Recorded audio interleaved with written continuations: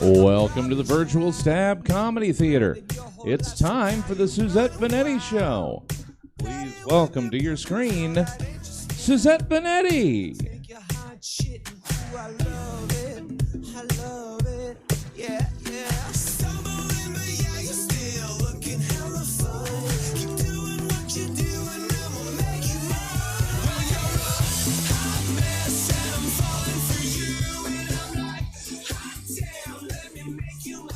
Hey everybody, it's Sunday, June 13th, 5:03 p.m. That means it's time for the Suzette Veneti Show. Welcome to the Suzette Veneti Show, the only show hosted by me, which makes it special because somewhere someone out there believes that I am special. I just haven't met them yet, and probably never will, because we all have to believe in a fairy tale. Anyhow, let's get to the show. We have a great show ahead of us, and I didn't have much news in my news feed this week. It was all about Loki, which is a story about, it's on Disney Plus, and it's the character from the Marvel Cinematic Universe, and he does something he shouldn't have, and he's breaking time, and so they have to go back and correct time, and that just proves it's fictional, because if that happened in the real world, Trump wouldn't have been president, COVID wouldn't have happened. But at least we got this show out of it. So, yay! Carola Tiago Freitas, 25 of Elk Grove, was arrested outside of Sacramento a week and a half ago for breaking into a home in Meadow Vista at 11 p.m. The homeowner heard the water running in his bathroom and was watching TV with his wife. And so he got up and he was like, "Why is there water running? We're both out here watching TV." And he checked the bathroom, and Tiago Freitas was in the shower. The 25-year-old home invader broke into the house in Meadow Vista and went into the house to shower. You should not break into homes, but we have been saying that COVID happened because people weren't clean enough. So I say let's let this guy off the hook. He was just trying to get clean. That's all. Maybe he had a date. I don't know. Doesn't matter. Like I said, that's all I really had in my news feed. I was looking for news. I know Disney World is allowing people to go maskless, and there's no more social distancing cues unless you're on the rail transit. But other than that, my news feed is full of Loki, Black Widow, Spider-Man, Lego. See, I don't know how to get the news when I search for things about Loki, but he's Loki. Anyway, we're just gonna get to the show. So we're gonna go right up with my first contributor. One of my favorite people, one of my favorite follows. He is steaming up a pot of tea and a kettle of tea, and it's whistling. Let's welcome to the show, Clifton Ellison. Hey, Suzette, how you doing? I'm all right. How are you, baby? Well, you know, I'm blessed and highly favored. I was invited to Sunday Funday today, but I decided to take the day to just relax, moisturize, and catch up on my shows. And you know, I watched. Have you heard of Love, Victor? I have heard of Love, Victor. So it's like the television series sequel to the movie called Love, Simon, and it's about a boy. He's coming out the closet. He's Latino, and you know, going through the changes and emotions, and then with his family going. And I was just a boohoo and mess, just boohoo, boohoo, boohoo. And then between that and In the Heights, I watched it twice. I saw it in the theaters yesterday, and then I saw it again today at home, and I was just a mess, just boohoo, boohoo. But it was just such good quality content of television and film. It was just like, I just needed that, just that shot of just life in my veins. So that was the good stuff. So now, are you ready for the foolery? Are you ready for the mess? I'm ready. Tell me. Okay, so you know, let's take a hit of your cocktail or pour one out for the homies, because you know, after 14 years, has it been 14, 2007? Yeah, about 14 years. The Kardashians are done with E! Television. Yay. You know, people always get all angry about them and stuff like that. My whole thing is, no one held a gun to your head and told you to watch the show. I mean, like, It's only on television if I am bored or if I'm at somebody's house or in a waiting room somewhere or something like that. But like, you know, they didn't really bother me that much. You know, I would say the things that they did that did kind of bother me was, of course, Caitlyn, she can choke. And then the whole cultural appropriation and all that stuff though. But besides that, it's kind of just like, they're there, but if you don't really pay attention to them, then it's kind of just like a non-factor in a sense. But you know, hey, 14 years off of profiting off of a quote unquote leak, I gotta give it to you. You know, you extended your 15 minutes and made it into 2 hours. So you know, hey, work. You made a whole empire. I can't be mad at a bitch that makes money. So you know, work. So I am excited that dancing is finally coming back. You know, because of COVID protocols, we have not been able to dance in Sacramento. So for playing music, I've gotten back to DJ in the Badlands in the last like 2 months, and playing music for a crowd that can't really dance is kind of like, one side of the coin is kind of like, yeah, I'm happy to play music, but the other side of the coin is just like, I want y'all to dance. I want y'all to feel it. I want y'all to, like, you know, find your zhush and hump your man and twerk and, you know, look a fool and I can laugh at you. You know, like I just miss all that. So I'm excited because I'm tired of telling you to stop dancing, down the way. But I am excited. So that is something I'm really looking forward to doing. Like last night was like the last night I had to go to my room and say, hey sis, stop dancing. But no more of that, thank God. I saw clips of the drag brunch today. You look phenomenal. I saw you did a number with Helen. 2 numbers with Helen. I saw. Were you the evil twin? I was the evil twin. I figured. I mean, you know, one of us has to be fun and party.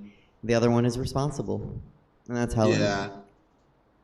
It looked good. You know, the show looked good. And, you know, Taryn told me that the brunch is going to continue because I thought brunch was just a COVID thing, but she said, no, it's going to continue. So I was like, work. I'm happy for you guys. No, I mean, we actually talked about it today because our guest, Era, said, how long have you been doing it?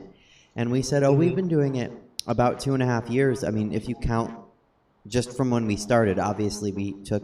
At the punchline? Yeah, we took about 6 months off during COVID. 5, actually, just 4. 4 months off during COVID. Say, no, y'all have been going strong even with COVID and everything else. So, you know, hats off to you guys for keeping the girls entertained and keeping us sane in these non-entertaining times. So, you know, I gotta... Absolutely. And somebody yesterday said, you know, how's business? And I was like, business has been great, no complaints. And they said, well, I'm sorry, you know, I'm glad that COVID didn't affect your industry. And I said, oh, no. It greatly affected my industry. It decimated my industry. Live entertainment was shut down completely. But I have no complaints because somehow, some way, we just kept going. And that, honestly, that's really all we can do with all this. You know, we can sit in the corner and cry, or we can just dust ourselves off and figure out, okay, how are we going to move forward? How are we going to do this in a way that fits all the criteria that we have to fit into in this new world? But I'm just so happy shit's opening back up, girl. Like, no, it's an old new world. So now to the mess. So have you been keeping up with Real Housewives at all? A little bit.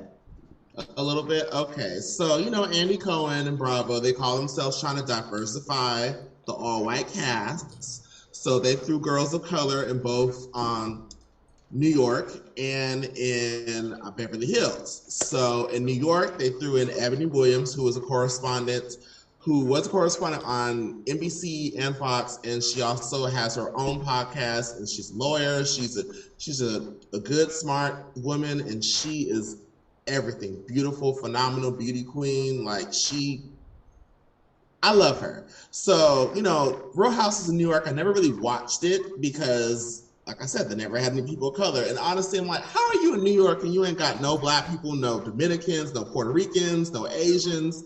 Nothing like that. Like, really, Andy? Really, Andy? So when they finally throw a black girl in the mix, I was literally sitting here waiting. I was like, okay, when is the mess gonna happen? Because you know, these old white girls gonna show their ass. And of course they did. So they got into an argument about talking about sex. So one of the white girls, her name is Leah, and she got into a discussion. She was talking about like penis size and stuff like that. And one of the other housewives, her name is Ramona Singer, she was not having it. She was just like, oh, we don't talk like that, da da da da. And then Countess Luann, who she thinks she's a singer, but she's really just, you know, she gives the RuPaul Drag Race girls, she makes them look like Grammy-winning artists, if you can catch my drift in the way how she sings. I do. So, if you can see Chelsea's face right now, it is everything. But did I lie? And we're not talking about Jinx Monsoon, who can actually sing. No, we're talking about the ones who talk over a beat with some auto-tune, baby. But so the Countess was like, educated women don't talk like that. And so then Ebony was like, well, no shade, I have the most degrees out of everybody at this table, so I can talk like that. And of course the Countess was like, why are you getting so angry and da da da da. Mind you, 2 seconds before she said that, the white girl Leah, who brought up the sex conversation, stormed out, screamed, called them all whores and everything like that. Crickets, they just paid her dust. But then when Ebony refutes to Luann's comment, then Luann flips and tries to make it the angry black woman card, and Ebony was like, you're not gonna do me like that, sis. Mm-hmm. And it was just one of those moments of like, okay, why is it okay for non-people of color to express their frustrations, get angry, get loud, and like that, and it's just the norm. But if a black person or a person of color is simply defending themselves and simply maybe talking, matching your tone, then we have a problem. So it was just one of those things where it's just like, it was like, y'all telling on yourselves. Well, like, you know, that. Oh, go ahead. I'm sorry. I just had a question. You know how when people will say that, like, oh, I don't see color, I don't see this, but then their actions show a different side. And it was just one of those things where it's kind of just like, I was looking at Andy Cohen in a sense of like, okay, these shows have been on the air for over 10, 12, 14 years. You finally add one person of color to the all-white cast, and then these discussions happen, and it's just like, it was kind of awkward to watch as a viewer. One side of the coin is awkward to watch, but the other side of the coin, it was just like, this is reality. This is real. But then I'm a big Bravo fanatic. So I was going through like the Bravo chat room, stuff like that. And I was seeing a lot of like the fans that are like, what does everything gotta be about race? And I'm just like, girl, this is our reality. You want reality television? It's called The Real. Like how you can see up here, The Real, right there. Mm-hmm. The Real Housewives, and it's real shit. So, you know, it was just one of those moments I was looking at that cast like, And then we go to Beverly Hills. They added an Asian woman to the cast. Her name is Crystal, and she is married to one of the animators who did The Lion King, and he also does a lot of the Disney productions. And so basically they got coin. And another one of the housewives, her name is Sutton, they got into like this weird argument because they were talking about race, and then Sutton said the famous line of, I don't see color, which I'm going to use that line to parlay into our next topic, because you know I'm about to read a bitch in a minute. But when white people say I don't see color, I'm just like, if you don't see color, then you're telling me that you only see color, you know? It's like I had a conversation with someone the other day, and I said, you know, people that are good people don't have to say they're good people. They just are good people. You that know? Part. And their so, actions will speak it. Right. If you're out here saying, oh, I don't see color, that means you absolutely do, because you don't see the injustices happening, you know? That's your way of saying, like, I like all races, but, like, you know who doesn't say I like all races? People who actually do. And just a point of order, you said non-people of color earlier. That would be just white people, right? Yeah, but you know, I think that's just the HR worker in me. I just Oh no, that's fine. I'll say it. I don't know how to cut it off because it was funny because even like in a conversation with my friends one day, I found myself censoring myself, and I was like, wait, and I was like, bitch, you work too much. Oh no, that's okay. You can censor. I'll say I'll say white people all day. Yeah. But you know, she just how angry she got at that. It was very kind of like, sis, you're telling on yourself. You're telling on yourself, you know. And to segue into the I don't see color thing. Now, yes. Tadra Call, sis, ma'am, Miss Thing, Miss Girl, sweetheart. Now, I'm going to give you your flowers. I'm going to give you your flowers because you do the damn thing on stage. You're sickening. You give us good visuals. You give us choreography. You give us songs, things like that, though. But in the words of Iyanla Vanzant, I'm going to call a thing a thing. Now, Miss Girl, she released a new album last week called Feminine. And she has kind of rubbed me wrong ever since the whole accusations of not paying the dancers, being colorist, not hiring Black dancers, inappropriately touching coworkers. The list goes on and on and on and on. And so, you know, the gays, they live for him. We had him out here for Rainbow Festival a couple of years ago, and everybody was like, "Ooh," and I was just kind of like, okay. Yeah. You know, but we did. What was that? I mean, no, I happened to be in the green room, so. So you got some tea? Well, here's the thing. I don't have anything negative to say about Tadra Hall from the green room, but everyone in the green room, and I was just there helping out. I wasn't performing, and so I'm not spilling any unnecessary tea here. But everyone was super lovely, super friendly, because it was my job just to make sure people had what they needed. And not everybody wants to be your friend, and some people want to be your friend. They want to know what's going on. And I certainly am nobody to all these big names, and so I was not trying to be anybody's friend unless they asked me a question. Otherwise, it was just like, can I get you a water? Can I get you anything else? You know?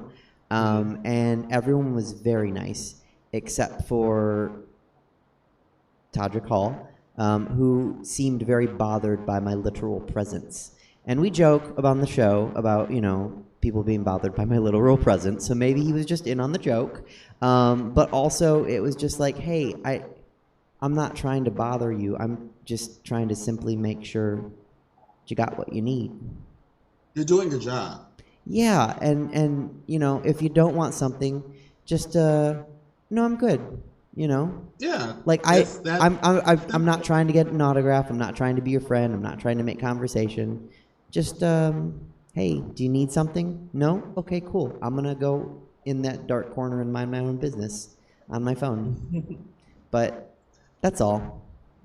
So he released an album this week called Feminine, and oh, sweet Jesus. So he got on Twitter and he got to go on a little rant, and basically, I'm gonna quote this. This is his tweet that was posted yesterday. He said, and I quote, "Slavery worked. They hope we'd still be here today fighting and trying to take down our own. We can prove them wrong, uplift our own." This is to sell albums? Make it make sense. How the hell does slavery work, sis? How? Sweat? I don't understand. There are so many ways to say we should uplift each other. But saying slavery worked, knowing your background and knowing how, no shade, and you know what, whatever, I'm going to say it, knowing how coonish you are, and you're going to say slavery worked, you might as well go on stage with fucking Christian Walker, bitch. Like, slavery worked. Really? And so then, you know, I don't really check for him. You know, people will request his songs and I'm working, and I'll play them begrudgingly, but I'll play them. But I saw a clip of one of his songs and I posted it on the thread that you were in that I tagged you in. And he basically said he was doing a duet with another. I'm sorry, I didn't even check to see who this other artist was. I didn't care. But the other it was a cis white gay male artist, and he was holding him. They're like embracing each other, and they had like all the little flares going off, like looking like they did the color run. It was like very kind of like Welcome to Pride Land video. But why you got this white boy in the video saying, "I don't see color," and y'all harmonizing, singing, "I don't see color," and then you sitting here on Twitter talking about slavery worked? It's like when the senator said that there were positives and negatives to slavery, and really quickly, I'm trying to look up who the senator was that said there were no positives, because that just happened. Like I just don't understand, and it's like yes, you are a gay black man doing it in the music industry. Independently, by the way, because I don't think he's not signed to a major label. He's doing all this independently, so I take my hat off to him for that. But bitch, the shit you say, the colorist shit that you do, because he even said like a couple of like slick kind of like, "I don't do black men," and then if you watch his music videos, you don't really see that many black people in his videos, and you can kind of tell he's kind of like surrounded by a bunch of yes people. Because honestly, if you had some real ones around you, they would tell you, "Bitch, that ain't it. Take that down." That tweet is still on Twitter right now. You can go look it. Because when I saw a screenshot, I was like, "I know you lying," and I logged on Twitter. It was there, and so then a comedian and an actress, her name is Francesca Ramsey.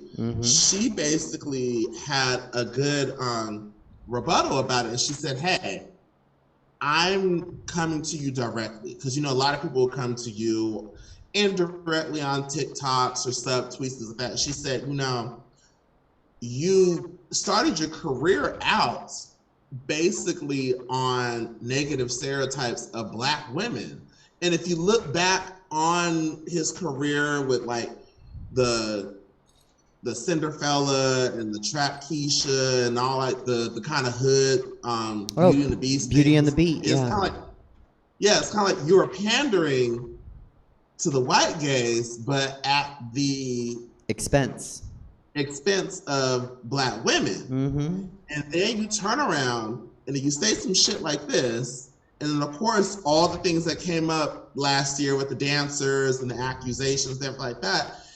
It's just not looking good for you. And when I saw this, I was like, I'm not even gonna give you a click, a spin, a penny off of Spotify. Like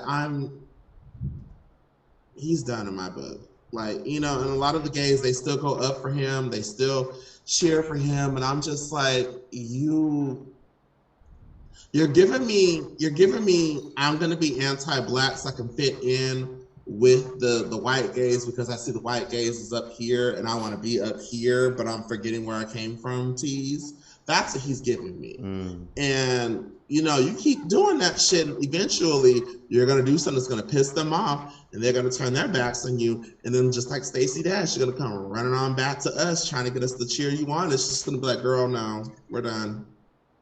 Yeah, I don't think anyone's taking Stacey Dash back.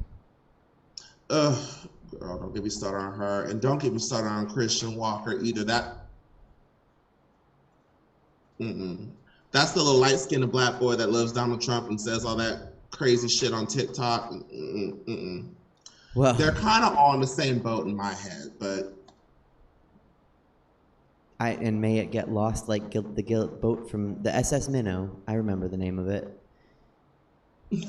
It's really tragic. It's really I wouldn't even subject you to Christian Walker because I love you, Suzette, and I don't want to like throw like negative juju your way, but like he's scum. He's like the bottom of a shoe that has walked through Tough Mudder and Folsom Street Fair with all the piss and the cum and the shit on the floor and everything like that. Like, he is trash.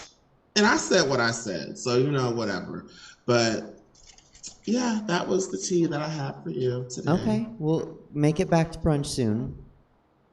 I will. You know, honestly, because technically Sundays are like my only day to myself because I work Monday through Friday, and then I DJ at Badlands on Saturday. So, like, even though I'm off my regular job, it's still kind of like I can't get to self-care Sunday. Out of work.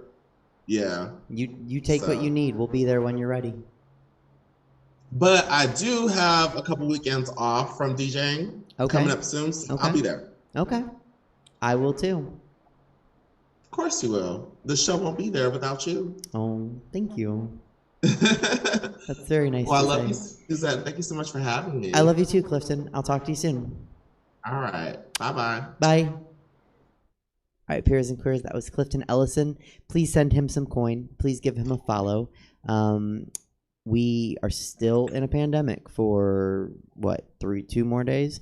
And we've been bringing you content this whole time, and Clifton's been here this whole time. So support. And while we're at it, support Stab Comedy Theater. Information above my pretty little head. Debatable if it's a pretty little head, but not debatable. The Stab Comedy Theater has been here for you 7 days a week, bringing you content multiple times a day that you can go back and watch. You can watch it live. Varied content, fun content, great content, and all of the month of June, partnering with the LGBT Center of Sacramento to bring you some good quality queer content on Sunday, Monday, and Tuesdays. So that's where we are right now. And with that, we're going to get to my next contributor. Love her, adore her, love her energy, need to siphon some off for myself. She was here at brunch today, so we're going to hear some thoughts maybe. I'm not sure what we're going to talk about. She's coming at us from her car. Love her. Don't get a ticket because I know what that's like. Chelsea Bearce. Hello. Hello, mamas. How are you? Can you hear me? Yes. Oh, good. Okay. Yeah, I'm still driving home from brunch. Like, I'm still doing it. Well, thank you for being here. It was a very long drive. I'm not even home yet, so. Is it worth it? Yeah, I saw Apple Adam, so yeah, it was definitely worth it. Well, and you saw Taryn too.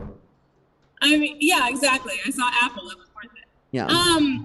Yes, brunch was fun today. I thought brunch was fun.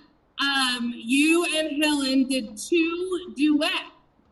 Now, coming from the stand-up comedy musical theater world that I am a part of, I looked at it very differently, and I was like, I wonder how a doubleheader duet drag performance is gonna go, okay? Because I've seen a lot of lip syncs for your life, okay? I've seen a lot of wigs snatched off. I remember when that bitch got picked up during the, like, Mimi I'm First went a little too crazy. Oh, yeah. So I've seen some crazy doubles, okay? India Farah, by the way. That was the bitch that got picked up. What? Oh, I was naming the queen that Mimi picked up. Oh, yes. No, continue on. So I didn't know how it was gonna go. Okay, and actually for stand-up comedy, I do like a 2 for the money kind of thing with my friend Miles Weber, where we're both on stage doing stand-up at the same time, and we do a lot of crowd work, right? Mm-hmm. And we make it work. So when I saw how well it worked, I was very proud of both of you. It was great. Thank you. And I think that there should be more duets. Oh. Thank you. Oh, Chelsea is frozen. Oh, she's back. Hey, Chelsea. Oh, she's muted. It's a weird whack-a-mole game. Technology. Whee! Yeah. Okay, yeah? There you are. Yeah? Yeah. I'm dedicated to this show, bitch. Okay. I know, I love you. So I was very pleased with how well it worked. worked and it was orchestrated well. They were good concepts. And I really feel like now I want to see more duets in the drag world because it really opens up the door to what can be done during a number. It really opens it up. It doesn't put it all on one person, and it creates more possibilities. So I think you guys did a phenomenal job today. Thank you. I will say that it was a lot of fun, and I thought we, especially in the show that you were at, we really kind of nailed the second duet. I mean, we nailed them both, but the second one had this whole element of like dance battle. And Clifton's still here, so just for him and everyone watching, there was a dance battle element to it where it was like, well, all right, fine, you're in my number, what are you going to do? And then she did a move, and then I had to do the move, and then she did a move, and then I had to do the move. And like that made it kind of competition-like, but also like friendly. It was. Yeah, it felt kind of reality show-ish because it was kind of a call and response, you know, like, and it felt like almost like a fun sibling rivalry, you know? And so it was a really good element, and it was fun for the audience to watch, you know, and everything. So I feel like you guys really took that concept and you ran with it, and it was orchestrated very well. It was great. Well, so. I definitely am excited and hopeful that more of that happens. I know sometimes, though, it depends on just like anything, you know, especially like if you were to bump mics with any other comic that wasn't Miles, you'd hope that you had good chemistry with them and they were a good performer, because obviously all that's needed. So I was grateful that Helen wanted to do it with me because it was fun to do. Yeah. And she's, of course, very good. So. Yeah. It was great. And, you know, it actually was kind of a perfect button for my weekend. Because I'm just real fast. I have to get off very quickly. I have a script reading in 20 minutes. But this weekend, I was doing a weekend of shows at the Sacramento Punchline. Okay, and I was hosting for this national headliner named Chris Porter. He finished third in Last Comic Standing. He has 3 specials out on Amazon Prime. He's a phenomenal comedian, and I was so excited to work with him because I was excited to learn from him, and it really it made me excited because I never want to stop learning, you know, even if I mean, I've been doing stand-up for 13 years now, and I was excited to watch someone new because I knew that he was going to teach me things to strengthen my craft, you know, and I was really excited about that. And I think that as a performer, the second you think that you know it all, you're done. You're done. So you're constantly learning, constantly growing, constantly evolving. And once you lose that, it's over. Absolutely. So I was excited that I could learn from him. And in conjunction with that, going to Drag Brunch to kind of finish my weekend in Sacramento and seeing the two of you working together on a number and learning how to, like coexist, I guess, during a drag performance it was great. And it just kind of put the cherry on top of the whole weekend, you know? I don't actually know what to say back because you're not usually this effusive with praise when I'm involved.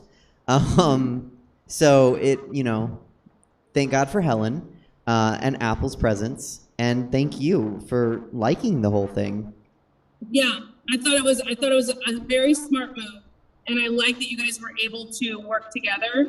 I don't like when it's like a dog-eat-dog situation, especially in the arts and any sort of performance thing. I don't like that. So anytime they work together to build something else, create something new, to work together as a team, I think it's great because it's limitless, Absolutely. I mean, that's a semi-frequent theme on the show. Is of course Jesse runs Stab, and he loves collaborating with other artists and other people who have visions. And so I think just what I've learned through drag and stand-up comedy is like together we can create more. You know, the old adage, our sum is greater than our parts, and it felt very true today. Yeah, absolutely. So it was an eye-opening weekend for me on multiple levels, and it was exciting to work with someone who I look up to, and it was great. It was a great weekend. So well, and I want before riding that high for a while. Before you go, I want to say congratulations on hosting such an amazing weekend at Punchline. You added a whole extra show because Chris Porter is not only hilarious and super professional and amazing, but he has a phenomenal following. So there was a 4:30 show added on Saturday, and you got to host it all, which is so cool. And it was a really great weekend. He does have a good following, and it was exciting because his fans liked my comedy, so I thought that the show was booked very smart in that regard. And it was taxing. Yesterday, 4:30, 7:30, 9:45, all, hour and a half to 2 hour shows, and it was a lot. Yeah. It was a lot. But, that's what you do. You grin and bear it, you down an energy drink, and then you get up there and you do your thing. I just said that today. You don't pick when the gigs are, you pick if you do the gigs. So if you want the gigs, you take them when they come. Right. And also, if I can just say, what a cool, and I told you this earlier, but I'm going to tell the audience, what a cool thing, because I, of course, look up to you and admire you, and then I have people I know that also look up to you and admire you and would love to learn from you, and here you are loving to learn from Chris Porter, and there's someone out there that Chris Porter wants to learn and glean knowledge from. So none of us are too big, nor should we be too big, to turn back and say, yeah, let me tell you what I can to help you. Like, here's where I fell down. And if I can help you a little bit from falling down, because that's that in conjunction with everything you're saying, which is of course why you're saying it, because you're smarter than me. We all work together, Right.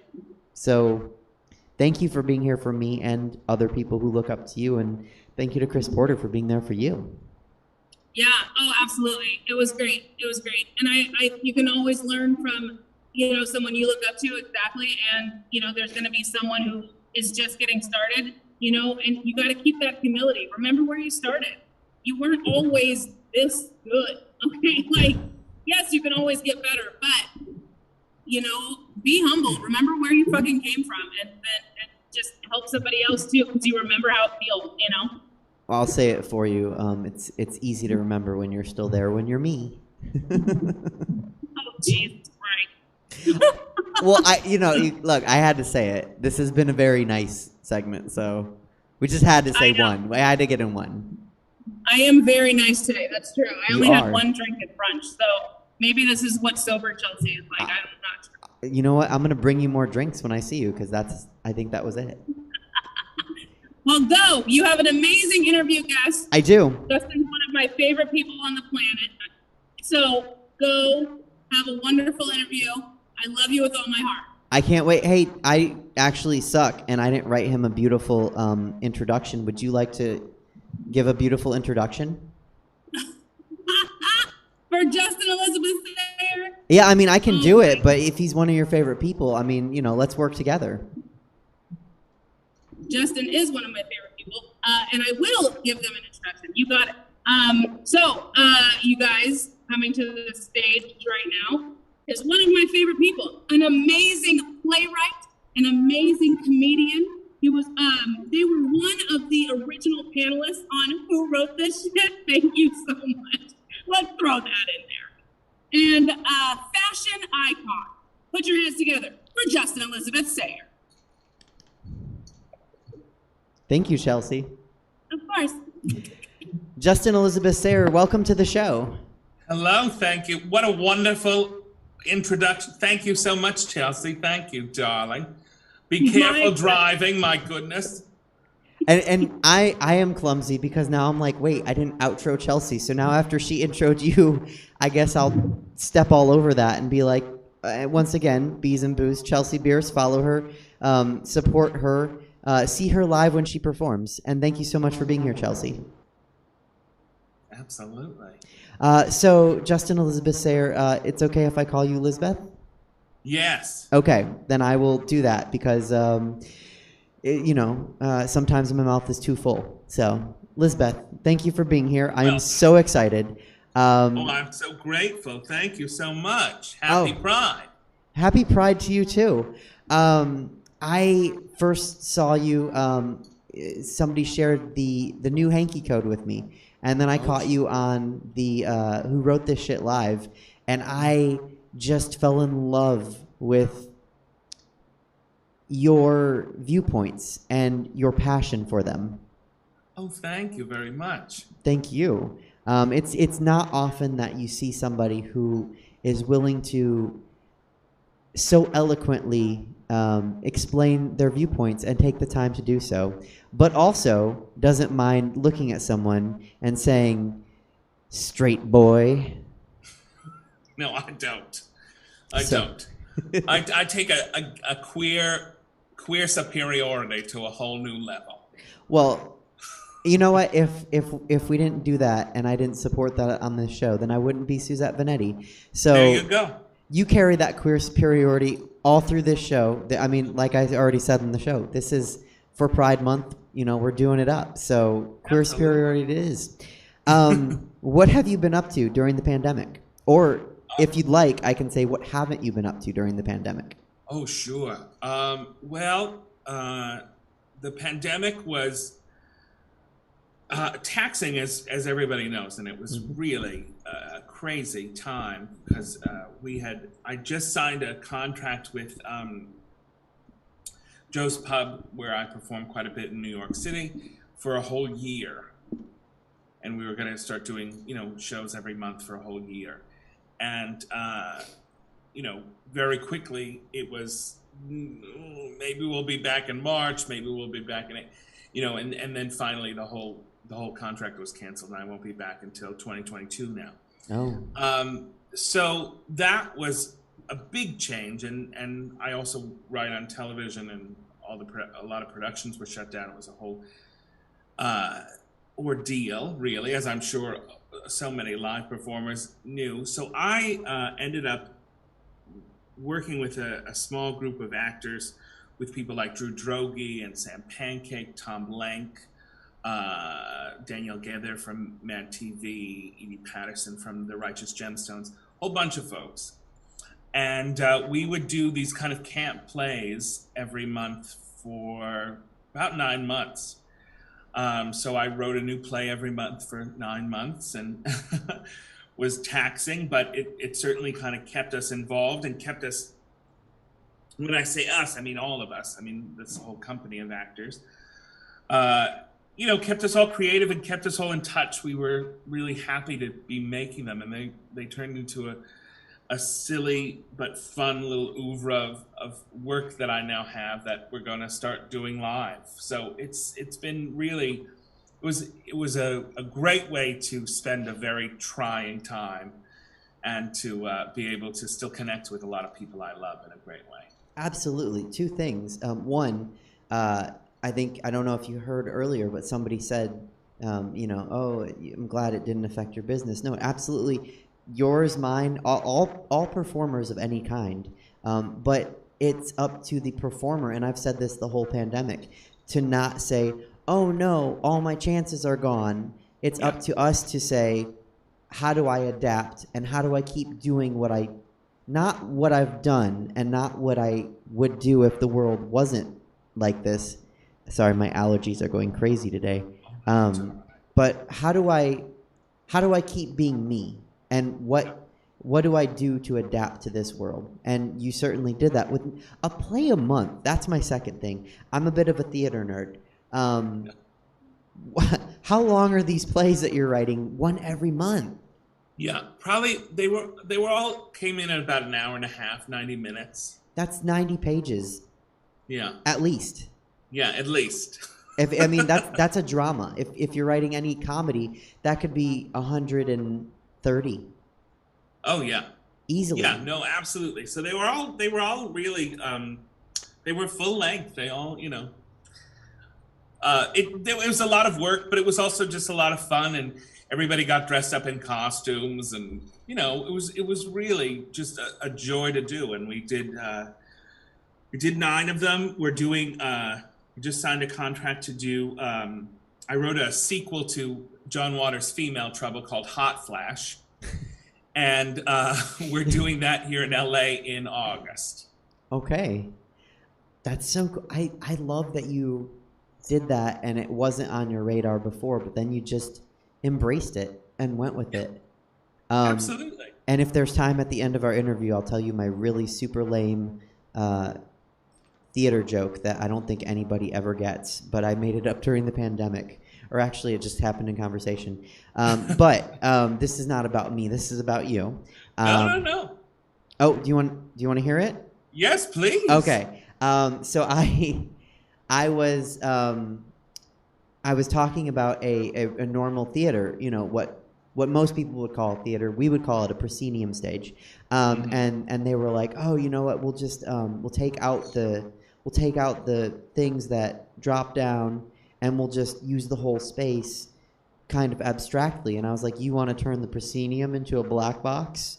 So really not even a joke, just an observation. But I was like, nobody gets that. You know what? I understood it. Thank you. That's all I need, is to be understood. That's in these trying times, a little understanding is the best sometimes we can hope for. That's the only thing I want. That's my camp, is just understand me. Now, you are an actor, a writer, a performer, an artist. Do you have a term to describe you more succinctly, or are you too fantastic and fabulous to be succinctly described? When people ask me, I usually say I'm a writer. Really? Yeah. Just a writer? Just a writer. Okay. I've started saying, I'm just a writer. Oh, I'm just a writer. But that's also, I have a kind of aw shucks mentality to my whole career.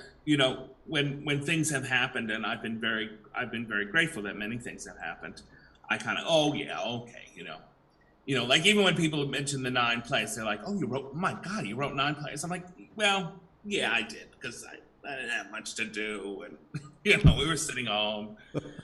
So I kind of default to that, but I that's how I would kind of. I think it comes from there. My performance is very kind of storytelling based, and I write everything I say. So I kind of default to just a writer. Okay, just a writer. Well, certainly one of the more entertaining just a writers that I've ever heard speak, because there are lots of writers that don't speak with such zhuzh. You, speaking of all the works you've done and how you have an all shucks mentality about them, but there are quite a bit. I would say you have a prolific curriculum vitae. What would you say you're most proudest of?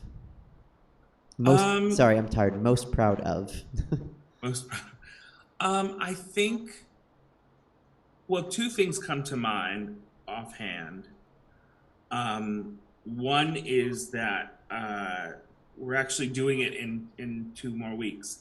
We're doing Night of 1,000 Judies, which is a show I started about 9 years ago, that we do every June, and it is a celebration of all things Judy Garland, with a whole bunch of downtown performers and Broadway folks. This year, Alan Cumming and Maren Testa and Sam Harris, a whole bunch of wonderful singers are doing it. And that show raises money for homeless LGBT youth in New York through the LA Fournet Center. So I'm always very proud of that, because we started it when I had a show in New York called The Meeting, which was a comedy variety and a queer comedy variety show that ended up being the longest running queer comedy variety show in New York, which is very specific, but I'm very proud of that. Well, congratulations. Thank you. And the show was all about community. You know, it was all about, like, even the thought of it, the title of it was, you know, it was kind of based on that joke when somebody said, you meet some new straight person and they say, "Oh, my brother's gay. Do you know him?" And, you know, the response would be, "No, but I'll see him at the meeting." So the show was The Meeting. Mm-hmm. And even in that first year when we were just getting started and we're not making a whole lot of money, I had the vision, or I had the idea that if the show's about community, the show can't just be about me at the end. It has to be about bringing people together and then doing something for that community. So right from the beginning, we started this Night of 1,000 Judies and raising money for homeless LGBTQ youth, because I felt like it was also a question of what charity. There's so many queer charities. There's so many people doing good things for the queer community.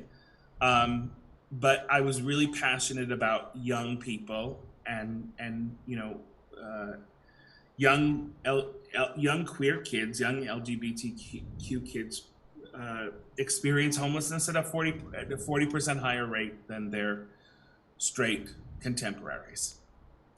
And, you know, those are kids that are often marginalized. Those are kids that we don't talk about a lot. Those are, you know, so much of the quote unquote queer or gay agenda is taken over by very wealthy, white, cis gay people. Privileged at that too. Absolutely. And I didn't want to kind of host a dinner party for kind of buttoned up, very wealthy, gay, white, cis people. I wanted to put money and put support behind young people, people of color who were definitely part of my community and needed my help. So that's something that I'm very, very proud of. And then I think the other thing that I would probably be proudest of, I don't know. That's hard to say. I mean, I like so many projects that I get to work on, and I'm very thankful for them. But I'd probably say we did a show out in LA right before the pandemic, last fall, called Ravenswood Manor, which was kind of a serialized theatrical experience where we would do a new play every week for 6 weeks. And it was a small company of actors with a lot of the people that I ended up working with over the pandemic, Drew Droege, Sam Pancake, and a whole host of others. But we did a new play every week for 6 weeks, and it was a great success. We got a rave in the LA Times, and it was kind of a moment of, at least for me as an artist, it's one of those moments where you go, oh, it clicks. This I get it. I get what this is. I know how to do this, and everything kind of seems right to do it. And that was that show for me. I really enjoyed it. I was in it. I wrote all the episodes. I ended up selling it to Sony Television. We're working on making it a television show now. So it's very exciting, and it's still my favorite thing I think I've ever done. But I would be very proud of that. And I read about that, but for the audience, in case they aren't familiar with it, what's the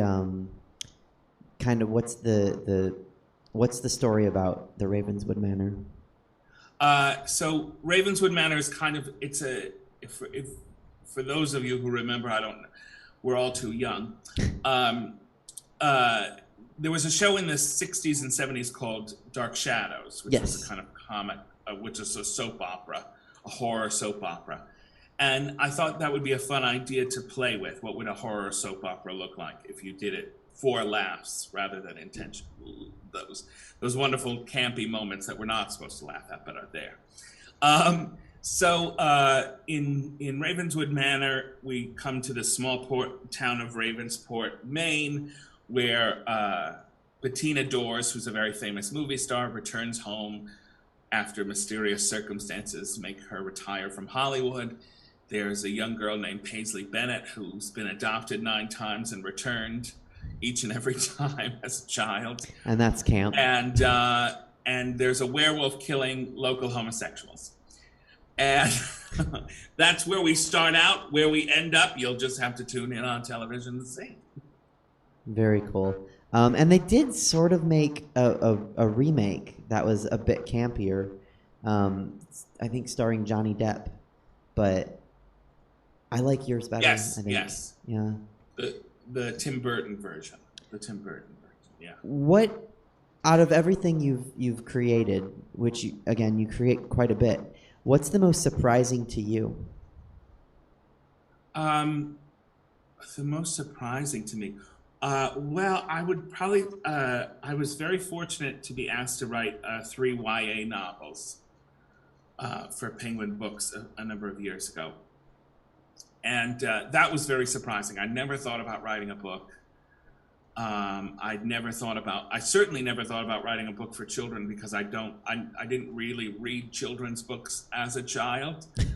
I read a lot of, I read whatever was in the house, and luckily in my house, you had like Lana Turner, An Intimate Story, and a diet book by Elizabeth Taylor. Those were the things I read and did book reports on. So I didn't really know about it, but it was just a funny story how it happened. I was a dear friend of mine who ended up becoming my editor was writing the gay version of Mad Libs. They were doing a Pride edition for Mad Libs. Okay. And he asked if I would. They were having a kickoff party, and he said, "Would you come and do a Mad Lib live on stage because you'll be very funny and will help us. People will see that these are fun." So I said, "Of course, I'll go," and I went, and I was funny on stage, and just a writer. His editor was there from Penguin and approached me and said, "Have you ever thought about writing a young adult novel?" And I said, "I have not. No, I don't even talk to those people. What would I say to them?" And they called me in for a meeting, and I wrote up a quick chapter, and we signed to a 3-book deal immediately, which was shocking and something I never really thought I would do, or I just never thought it would be in the cards. And the books were all very well received, and I've been to a few schools and talked to kids about them, and I've had some very nice compliments. But it was a surprising moment, and I think one that I never, in the trajectory of what the things I was going to do, was something I never really expected. I feel cool because that was actually my transition question. For whatever you said, I wasn't sure if it would be that. Was that I am most surprised by that, but then by the young adult novels that you wrote. But then at the same time, the more I thought about it, the more it kind of makes sense, given everything that you're, at least what I know, what you're passionate about, and what you think is important. It makes a lot of sense that you would create books that would kind of fill a void where representation might not be, and you created that for young readers. That's very sweet to say. Thank you. I think it comes out of, I've talked about it a lot, but I continue to say it. I moved to New York in 1999. And that was really like the tail end of the AIDS crisis. People were on the cocktail. People were now surviving this terrible plague that had hit so many for so long. But when I was there was a sizable void in the community. There were, not a lot of 40-year-olds. not a lot of not a lot of older people. There were a lot of young people who were growing up in the shadow of this thing that was a threat. You know, your sexuality was not only seen as, however controversial it may have been, but so many of people my age, the first thing they were told when they said they were gay was, don't get AIDS and die. And it was real, and it left such a huge mark on so many people of I think my generation and probably a little younger than me, that when it came to making art that was queer in nature, that came from me, it always was about community building. It always was about intergenerational conversations. It was always about bringing people together, because I grew up and didn't feel like I had anybody. All my mentors were dead. And now, as things are changing, as thank goodness they are, I see that many of my mentors were not in fact dead. I just didn't know who they were. And I also hope to be that for younger artists who are starting out. That was another part of the meeting that was so fun, was always getting to find younger queer people who are making really cool stuff. And I would say, oh, come and do this, come and play. And it keeps, not only does it keep me informed about what's going on and keeps me relevant, which I appreciate, but it also kind of keeps me tuned in, and I, even if I disagree with what's going on, or it's not for me, I can say like, oh, okay, I get it. All right. Well, and I think that's, I don't know if you heard me talking to Chelsea at the tail end of our check-in, but it's such a cool thing when someone, certainly at your, if I can use the word status, takes the time and presence of mind to turn back and say, hey, hello, hi, I see you.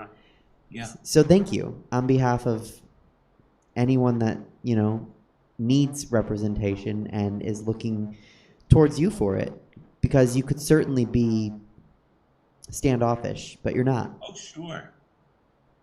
But that's I'll tell you a really interesting story. I've always seen being queer, being gay, whatever terminology, it's a great eye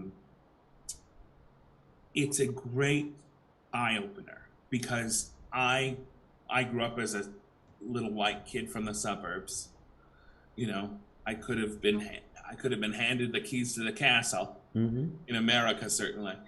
But I saw immediately that I was different, and that difference was eventually going to come out, whether I liked it or not. And that difference was going to mean that I would be treated a different way solely because of that.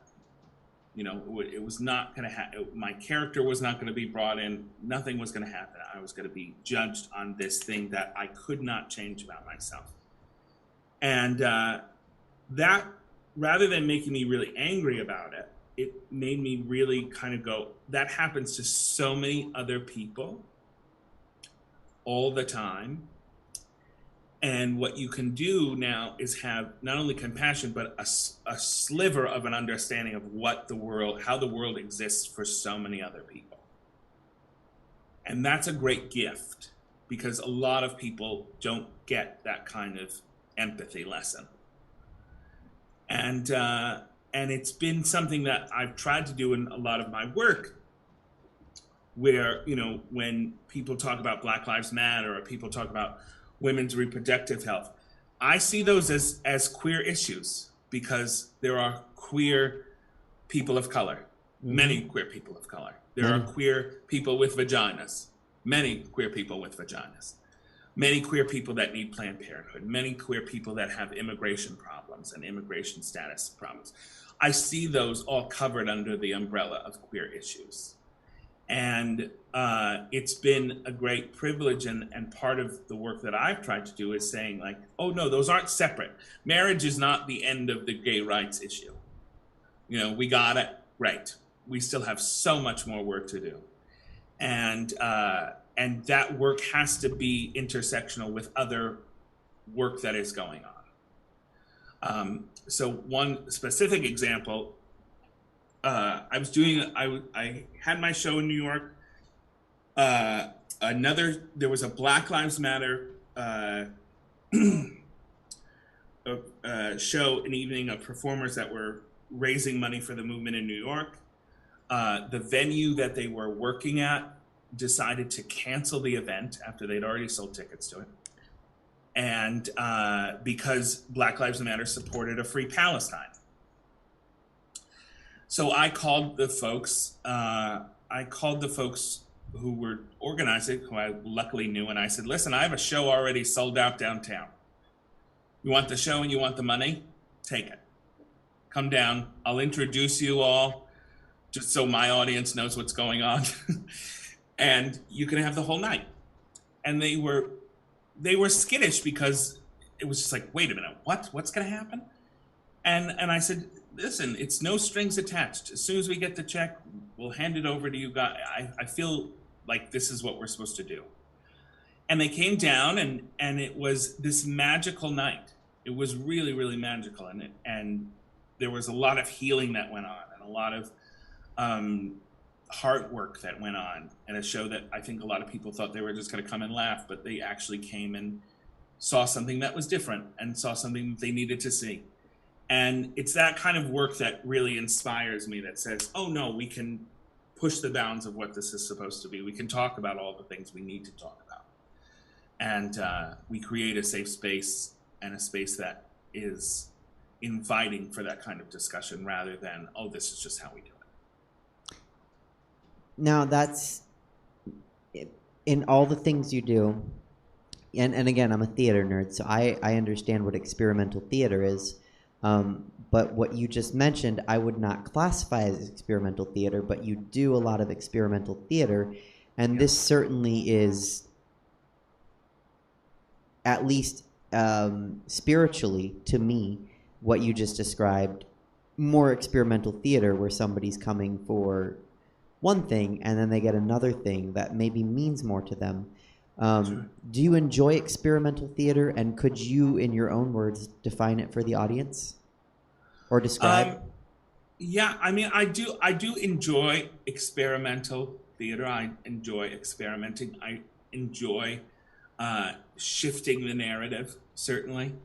I'm also within that, and I'm sure you know as a theater nerd yourself, I'm a great traditionalist. I like to go see things that I've seen 1,000 times. I think I've seen 20 productions of King Lear just because I love it. But I think how I see my experimentation, and I can kind of only speak for myself, is a lot of my work lives in a vein that came out of people like Charles Ludlam and Jackie Curtis, Ethel Eichelberger, Charles Bush, where it was gay and camp and had a sensibility of height rather than kind of like a kitchen sink drama, you know? Mm-hmm. And within that, I think what you get to do, and what I really like to do about it, is that when you turn, I get a lot of questions sometimes about what is camp. And what I will say is, at least from my definition of it, is when you turn that dial all the way up to 11 and the music of it starts to fracture. And in the fractures, you start to see just how silly it is. You're playing it so high, you see the endless comedic possibility comes through. And what happens in those fractures of sound, what happens in that height, is that people are paying attention because they pay attention so closely to comedy, that within that moment you can spin in, oh, and this is really a comment on you. This is really a direct correlation to the silliness that is going on all around you.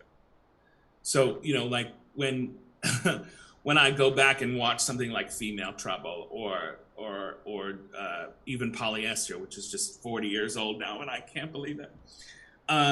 You know, I see the commentary that's there, that it's not just, oh, this is in a movie in Odorama. You know, I see that you're dealing, especially with John Waters, who's a great mentor of mine, that you're dealing with a keen eye towards the society it's talking about. And I think that's what you can do when you kind of experiment with this style. And that's what I'm certainly hoping to do. Well, I look forward to seeing some of it on TV and hopefully catching some of it live one day. You do a lot of projects. We've talked about that. And every interview because you know, if I've never met the person, which certainly we briefly chatted on Instagram, but this is the first time we've ever gotten to speak. So I try to look at all the other interviews and see what boring questions did they ask you, and what would be, you know, silly to just re-ask. One, I learned that you don't like the word niche. I don't like, no. Which is funny because I actually embrace my niche-ness. So it's I don't know if that's a person-to-person thing or a you know, a regional, but I'm like, no, give me my niche. But that's not my question. My question is, every interview I read almost describes you as jumping from project to project, never taking a breath or slowing down. Is that accurate? Yes. And do you mean to do that? Is it cognizant, intentional, or is that just how you operate? It's hard to say. I mean, it's hard to say. I think some of it is just how I operate now. I always have 10 things going, you know. And some of it is just ingrained panic. You know, it's always, oh my God, you know. I feel very lucky in the fact that I enjoy my work as much as I do, that I like doing it. So it's not a trial to do it. But, you know, I will say after 9 plays, I took a month off because I was really pooped, you know. But no, I like working. And I think it harkens a little bit to something that Chelsea said, you know, where you really like learning. I like that I get better. I like that I keep making something and making something new. And something that I haven't done before. And yeah, I do like it. I wish I had more. I wish I had less panic about it. I know a lot of people who kind of work on the same script for 2 years and they're like, oh my God, I just, you know, just so labor intensive. I'm like, come on, you know. I wish I had a little bit more of a relaxed way about me, but I don't know that I do. Perhaps in the panic, it you know, a beauty comes from it. Certainly, they say comedy comes from tragedy, and if you didn't have this innate sort of panic, maybe you wouldn't produce so much content. Yeah. So I would imagine that to be true. Yeah, if I didn't. Would you like to get a little serious, or would you like to keep it light? Go Okay. for it. Okay. Absolutely. All right. So I saw a post on the Facebook page for the meeting. There was a post from November where you eloquently rejected some notions of what make up gay culture versus gay custom. Yes. What can the gay community together do to create a healthier base and stop reinforcing unhealthy tropes and create healthier customs? Well, I think we have to kind of practice what we preach a little bit. There's a lot of preaching right now, at least in media and gay outlets, that we've kind of all fallen under the spell of love is love and these wonderful little slogans. But how that exists in gay culture and how that exists in on-the-ground gay interactions is very different. Very, very different. And I think that some of it I've noticed. I identify as non-binary, but it does not mean that I kind of take myself out of my history. Certainly, I think there's a lot of toxic masculinity that goes on in gay culture. It's always existed. I think there's a lot of racism that exists in gay culture. A lot of racism that exists in gay culture. A lot of ageism, a lot of misogyny.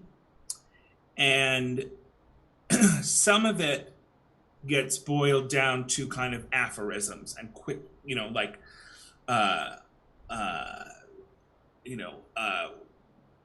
not to, or some of it gets boiled down to like making jokes about it. Do you know what I mean? Mm-hmm. Like, sure. I feel very not fortunate, but I don't work in a drag bar. So I haven't really been at a place in a long time where a crowd of, bachelorettes come in and ruin a night for everybody. I've seen the videos; they're highly entertaining. Uh-huh. But what I would often question, and what I question for myself a little bit about even moments like that, which I know that have been destructive and have been really hard for a lot of people to take on. I always ask, like, what kind of world are we living in that women only feel free in this place? That's my biggest question.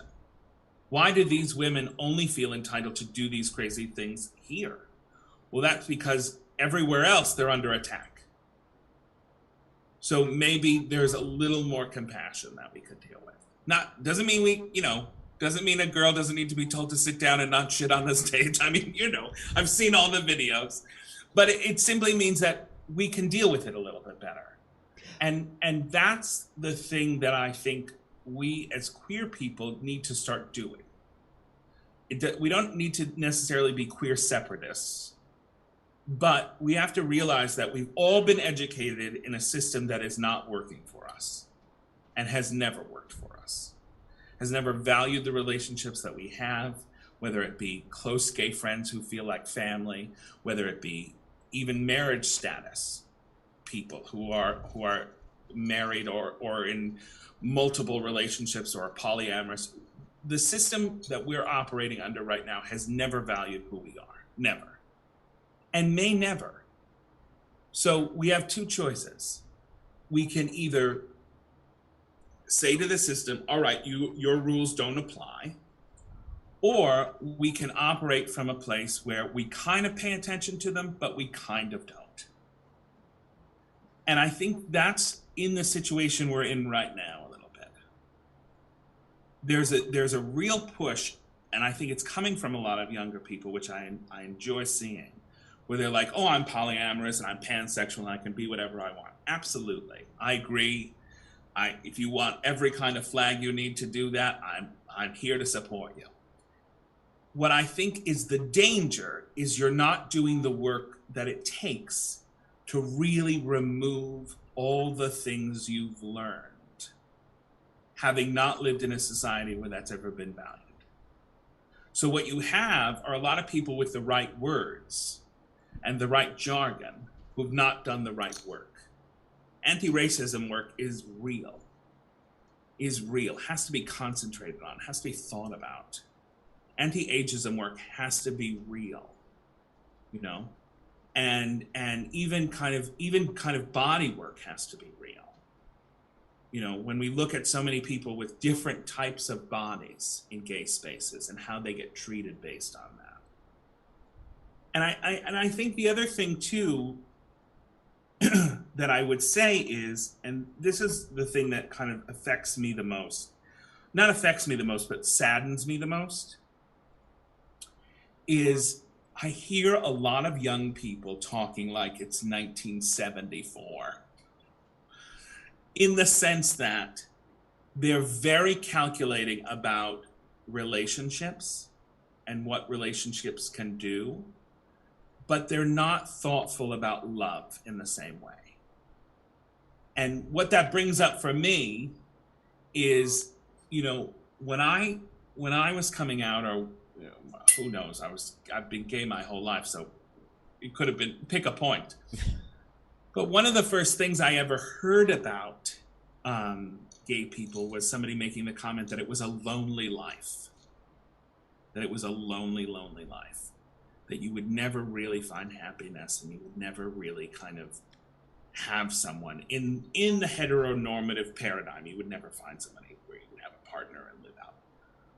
I don't know that that's the answer for everybody, certainly.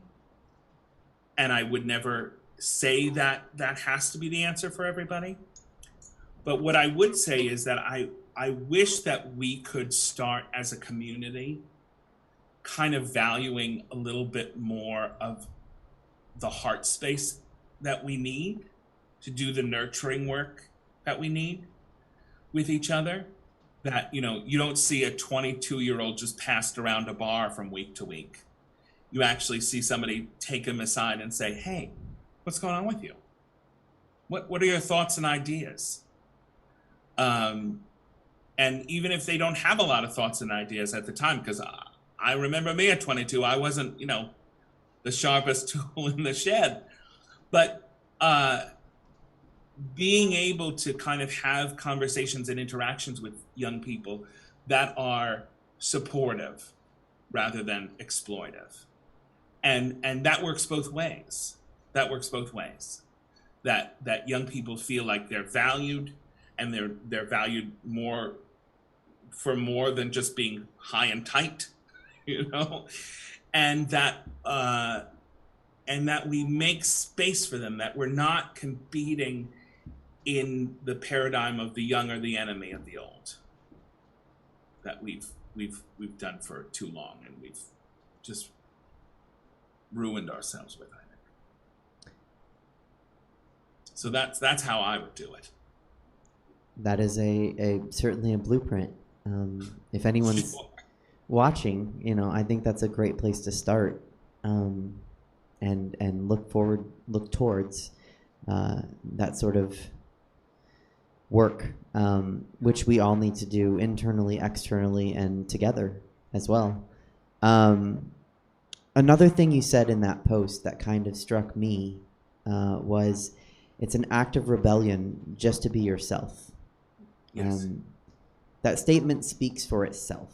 It doesn't need elaboration or, you know, any sort of other commentary. But that being said, would you like to elaborate or comment on that statement? Yeah, I mean, what I would say is that, you know, I think it's kind of actions always speak louder than words. And I think that, especially right now, and I'm sure you're seeing it during Pride, everybody's so happy, everyone's gay. Everyone's thrilled. You know, the rainbows are marching out. My bank wishes me a happy Pride. I'd love more money. That'd be great. Why don't you put some Pride money in my bank account? But what they actually do is different. And I think that when I think about, you know, being yourself as an act of rebellion, it is something that I feel very fortunate that I get to live in a space where I am myself. But that, you know, for me, being myself means being a thoughtful person and not taking anything that is handed to me as the truth. I question it all. Down to even the basic, going into a store and there's a sign that says women's clothes, and I say, well, these are clothes. Just even that basic premise, I can reject that. And it's not about doing it for rejection, it's doing it so that everything I'm here on this earth to do is an expression of the energy that I had.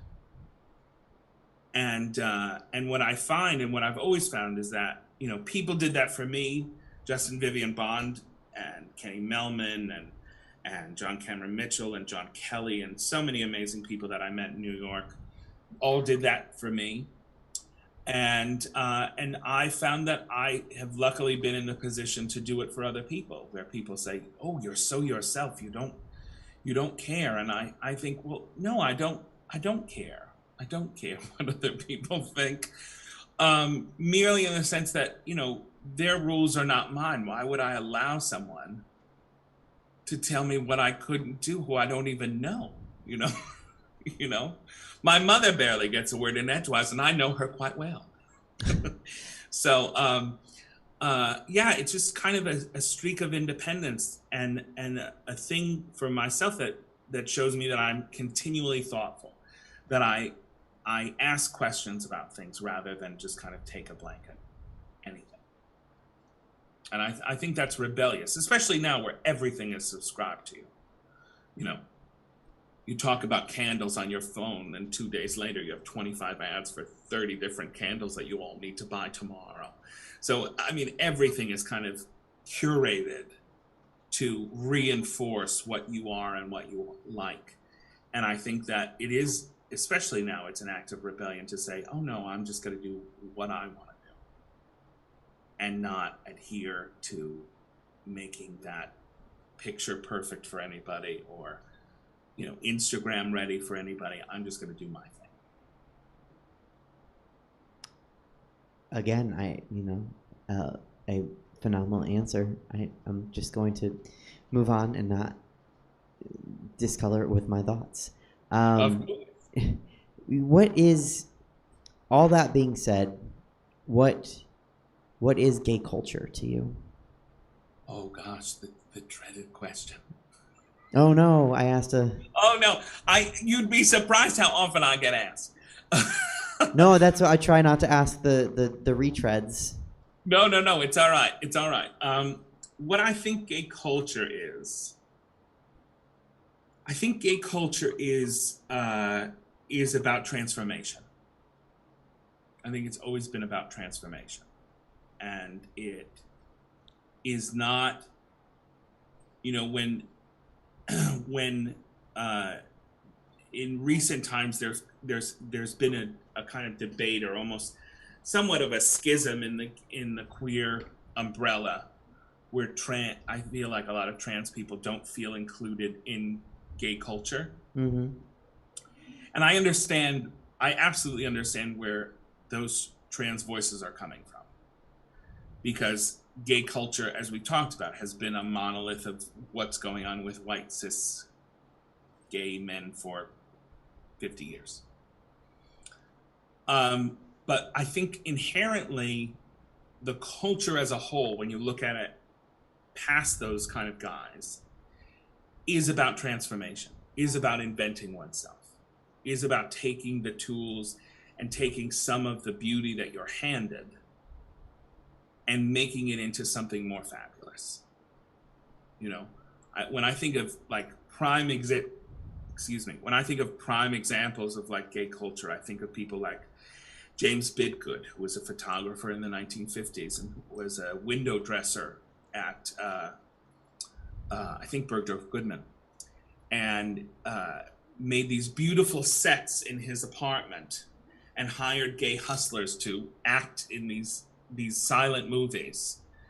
That his most famous became Pink Narcissus. That's the height of gay culture to me, because here's someone who is taking what they know, what their craft is in the world, and using their life, using their point of view, using that otherness to create more beauty.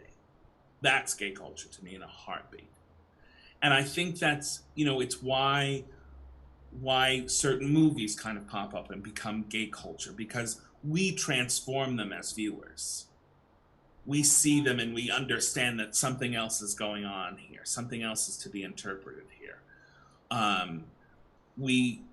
I think gay culture also exists where we project on people a certain kind of, a certain spirit that we want to inhabit, a certain toughness that we want to inhabit. Certainly when you look at people like Grace Jones or Cher or all of them.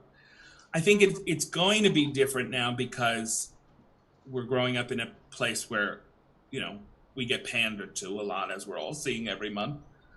But I think inherently what makes queer culture is that we take these things, we take from the world, and we reinterpret, we rejigger, we recreate, and we create something that is totally our own.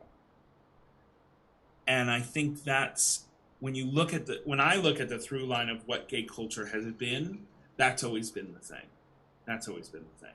And I think it's, to the question the answer we talked about later or previously, I think that's the thing that we're kind of missing now.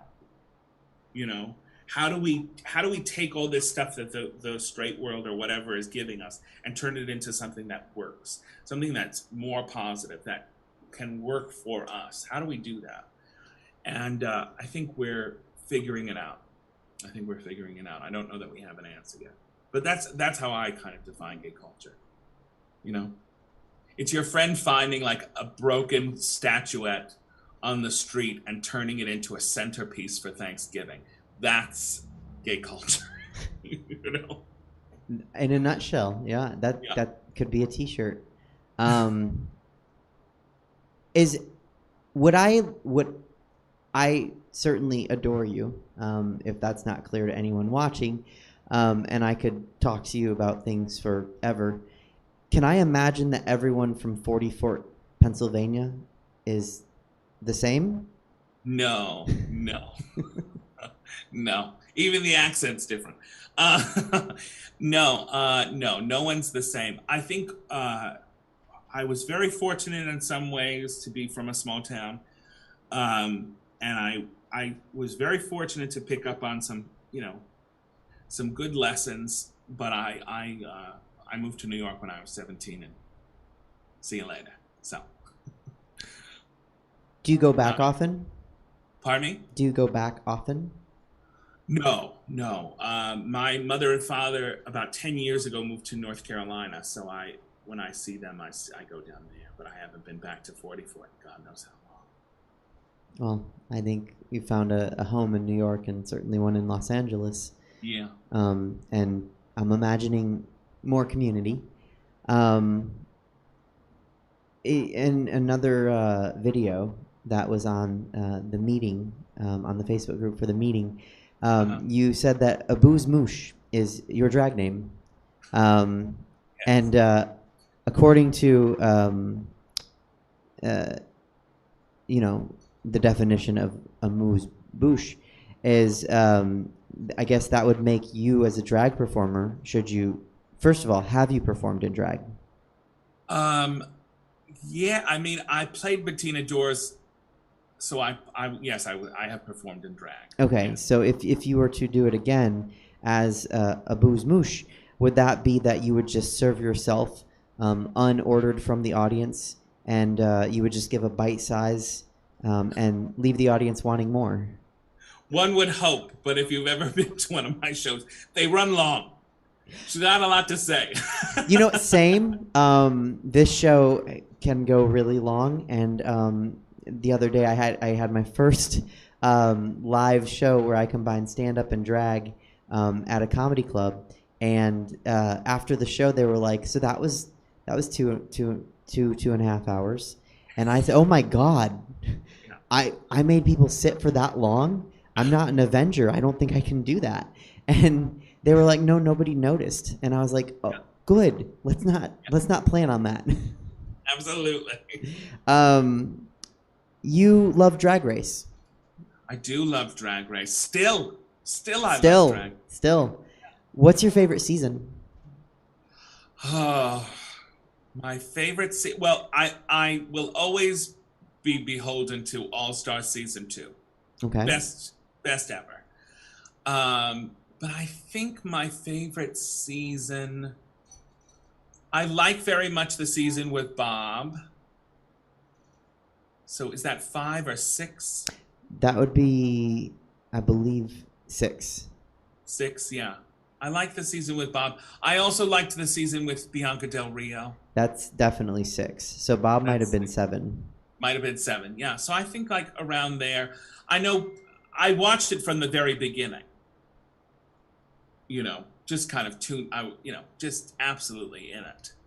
And I like it now.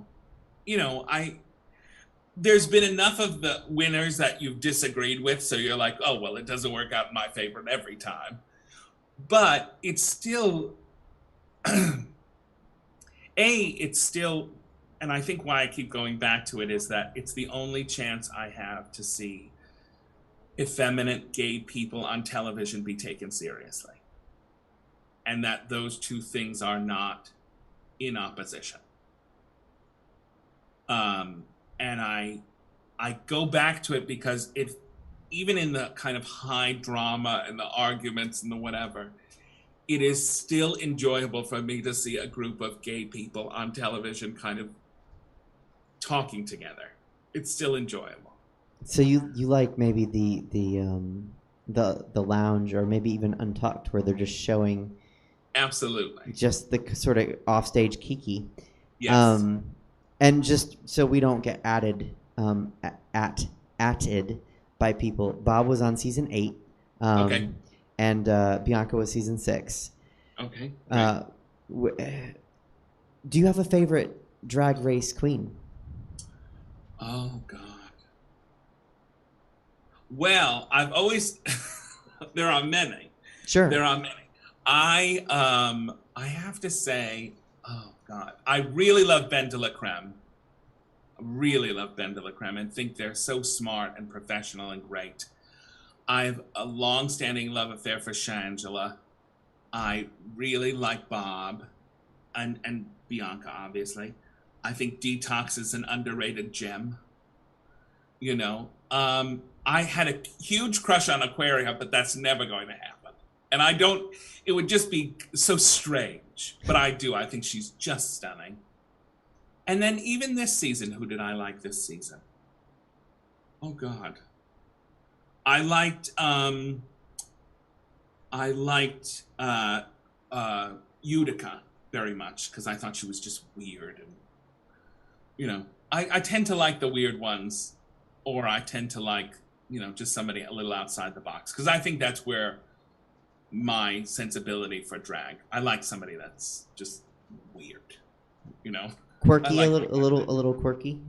Yeah, a little quirky. I like a little quirky. Yeah, I agree. My favorite drag queen is definitely quirky. She self-bills as the diva of dumb shit. Oh wow! Who is that? That's actually Apple Adams. That you. Oh yes. Yeah. Oh wow. She's very funny. I like her. Oh no, yeah, I mean my favorite. So, and I have other favorites. I don't think you know any other Sacramento queens. You know Apple from Who Wrote This. Taryn Through You is here as well, and then I have others that I love, and they're all a bit quirky. Yeah. Yaya, Liz, Bijou. These are all. That's what I am drawn to is quirk. You said also in a post that I'm going to actually not quote you. I'm going to ask you a question. If someone were to go on Drag Race, yes, a queen, king, or in between, although it's Drag Race, so it's probably a queen, and they got guidance from Michelle Visage, what would they do with that critique? I think the dangerous thing about Michelle, and this is from someone who I really love Michelle Visage, but Michelle is inconsistent. I think that's fair to say. She'll tell you she doesn't like your gray wig one week, then she likes it the next week. You know, like she gets something in her craw and then she forgets about it. You know? So I think what you have to do with her is, A, don't give her any room to critique you on the makeup of your outfit. Like, make sure all your hems are straight, make sure there's no undergarments showing. Really, because that's like, it's blood in the water. She's gonna get you for that. But I think the thing to remember about what Michelle's trying to do, even though I don't know that she always does it, is she's trying to say, like, show me more of who this is. And you have to figure out what the balance of that looks like. You know? Because I think she means well. I don't think she's a mean-spirited person. I would never say that. But I think that sometimes, like, I listen and I'd be like, what is she talking about? You know? Like, I sit there with her often and go, Michelle. And, you know, even people on the panel are like, I disagree with Michelle. I think what she's trying to do is say, let's open the toolbox. But what I think you have to remember is it's your toolbox. It's your toolbox. You know who you are. The things that I think Michelle, when she does poorly, which is rare, but I think when she does poorly is that she confuses people about who they are. And it's so that the intensity of it is so high that she's saying, oh, we want to see something new. We want to see something new. There's lots of things you can do new that are still you. And that would be my advice. That's great advice, and that's just on point with all of her critiques. So you said that don't let your undergarment show. Yes. Now it is my, not, I don't want to say style, and I get blamed a lot for hiding behind what I consider my style, but it is of my opinion that showing some undergarment with the right look is not just acceptable, but well placed and strategic. Absolutely. So now, certainly, that doesn't mean with, like, if I hosted in Sacramento, we have, you know, a chapter of the Imperial Court system, and I hosted their Mr. and Mrs. Gay pageant. Was I showing undergarment while I was hosting a court pageant? No. Will I show undergarments at brunch when I'm performing Kesha? Absolutely. Sure. So I think there's a time and a place, and I think you're absolutely right, and thank you for your advice. Not that I'll ever be on Drag Race myself, but for anyone, you might. I don't know if they want me ever. I'm way outside of the box. But were I to be on, I would definitely follow your advice of don't lose myself. Stick to who I am and who I want to be, and don't change that. Just find another way to, almost what I said about, you know, with the pandemic. Find a way to be yourself and do you in a different set of, in a different rubric. Yeah, absolutely. And I think that's what she's asking. It's just sometimes it's confusing with everything else that's going on. On behalf... go ahead, sorry. Oh, no, go ahead. I was just going to say, on behalf of everybody that watches Drag Race and Drag Race fans, would you serve as a Michelle Visage interpreter? I would. Okay. I would. Because I really do love her. I think she's great. I think she exists in a great way on the show. I think sometimes she's a little too harsh, you know, whatever. Okay. But I think she's there for a reason. I really do. And I think sometimes I think she doesn't connect what she's saying to what she actually wants. No, I support that. I nominate you, and I don't know if I have a vote, but I vote for it. The only other thing that I wanted to say is, before I get to rapid fire, if you have time for it, Sure. like I mentioned at the start, I was introduced to you first by the new hanky code, and some Americans are wearing, have been wearing bandanas instead of masks. They've been wearing bandanas as masks, and so I certainly got some good chuckles from that, both learning the original hanky code and then applying the new hanky code. So thank you for that. There's no question. Just thank you. It provided a little amusement for me.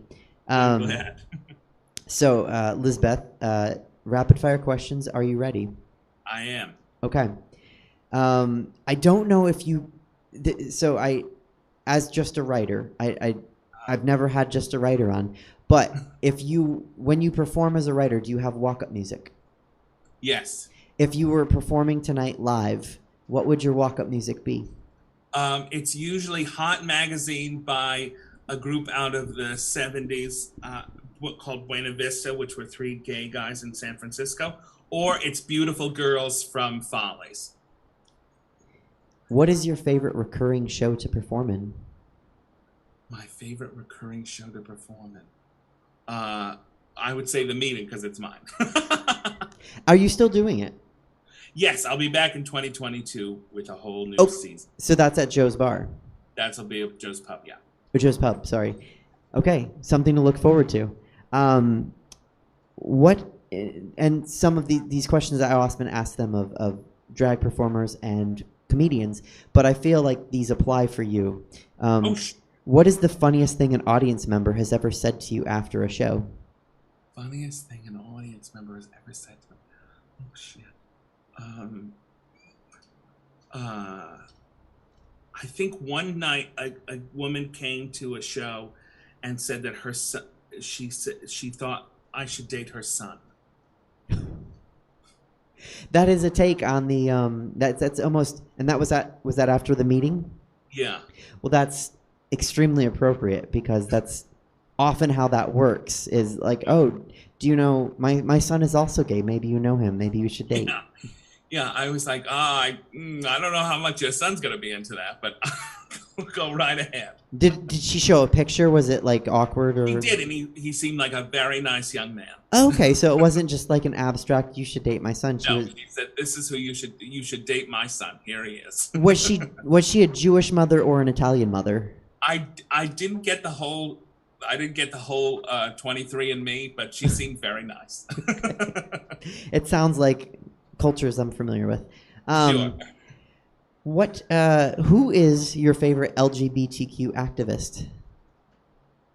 Oh God, my favorite LGBTQ activist.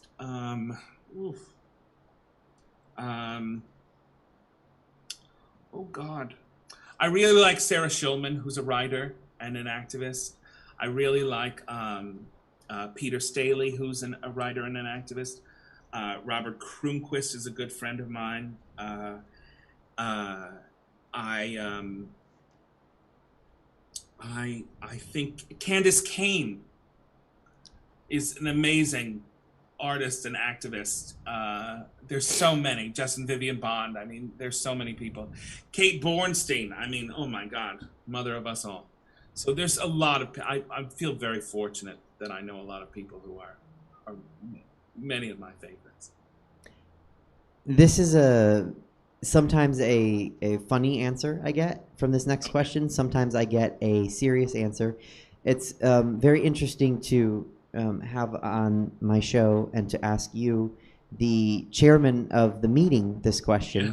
What's your favorite item on the gay agenda? Oh, my favorite item on the gay agenda. I think, well, I like the gay agenda, as it's been often told to me, is that we like cause natural disasters and like bring about plague.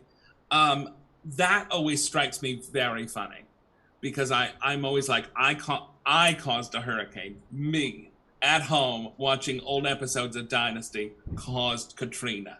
How did that happen?